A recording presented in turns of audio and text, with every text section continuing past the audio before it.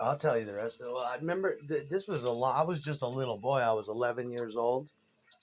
I was somewhere around there, and the album had already been out for quite some time.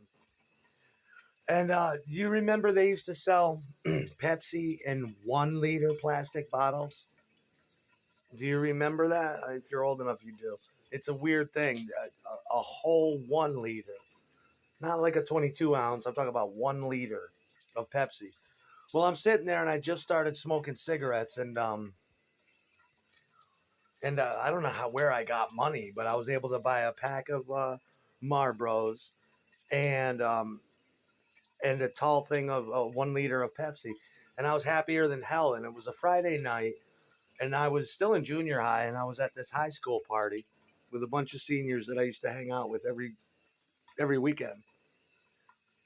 We used to skateboard together, and so I'm drinking my Pepsi, and this my drummer, who was about 18 years old at the time, he was kind of obnoxious. He kept drinking my soda and taking big giant gulps, and I thought he was trying to just because they would do shit like that. They would abuse me, throw me in a pool in the middle of February, steal my food and eat it in front of me, beat the shit out of me. And usually the other guitar player took care of me. It was his house, and he used to fight the whole place for me if he found out about it. And so Steve, my buddy, the older guy, said, "Stop drinking his drink, man. Let him have his Pepsi." And he said something to him, and he looked, and the guy covered his mouth, and he's like, and then the guy bent in and he showed me my Pepsi, and there was 4 hits of acid floating in the Pepsi. I'll never forget this. And I'm like, I was just drinking that, and then I realized why he was drinking it too, guzzling it. And I'm like, I never tripped before, dude. He's like, with that drummer laugh that he had, sick fuck. And so, well, yeah, when I was listening to it, calmed me down. I didn't. I first, I just felt the immediate excitement of the strychnine hitting, and there was girls, and I remember all these girls were coming in and out, so I had to play it cool. And all the girls were asking me, "You ought to go home. You're just too little to take acid." I'm like, I didn't take it, bitch, and I'm here every weekend. I don't even know who you are. I'm the guitar player. And so when I was listening to James, yeah, I had these visions when I closed my eyes of the singer who I didn't know was Perry Farrell, this British guy with one of those Minutemen hats on, and he was turning into a skeleton, and he had the Paul Revere straps across the front of his chest, and he was riding a horse that was skeletonized, and he had a big sword, and he was swinging it around while he was singing, and I'm just like, what the fuck? But it was so peaceful and nice at the same time. And then it turned into flowers and kaleidoscopes, and I'm like, this is the greatest band I've ever heard in my life. Yeah, Summertime Rolls exploded on me orgasmically. I listened to the whole thing. That's what we used to do back then. But I'll never forget my first images of Perry Farrell in my brain. It was like the first time I heard the Doors. I'm like, what is this? Who is that guy? It's terrifying and beautiful at the same time. And you know, I could have swore he was British. Yeah. But little Mealbot? No, she's eager, dude. Trust me, she's not scared of daddy.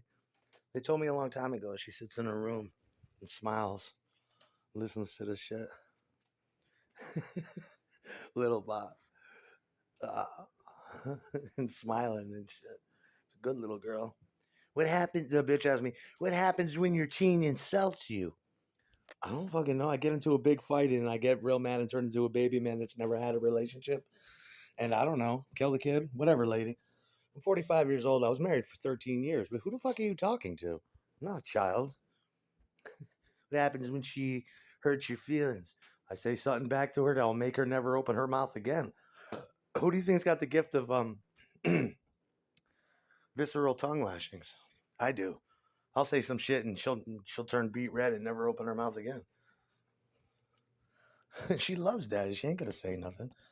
A good girl ain't gonna say shit. She'll be like, Daddy, I don't need to talk to you about this right now. You can kiss my ass, really, if you want to fucking kiss. technical. I'm going back to my dentist, and I'll be like, all right, I need that pussy today. I'm sorry, sweetheart. Kiss my pussy. And I do. I kiss the pussy, and we make up. She's my little girl. We get along famously, like me and my other girlfriends. Fighting is a rare occasion. It's like me and my band. Did you get into a fight today? About what? What the hell happened? That's weird. No, the band didn't break up. We went on and it got better. We bonded closer. We explored our limits with one another. Little Mealabot jumps on my back like a fucking monkey and starts punching and stabbing and biting. I don't care. Whatever style. As long as I can stay in that puss 24/7. That's my business. I'm not auditioning how to be a human being. What happens with this? What happens with that? I don't know. I'll go apeshit, roid rage crazy like that wrestler guy and do the whole house. With a Bible in my hand. None of your business. Live and let live, bitch. It's none of your business what happens. What happens when she gets pregnant and I don't know, you what, you need to be up in her face when we do?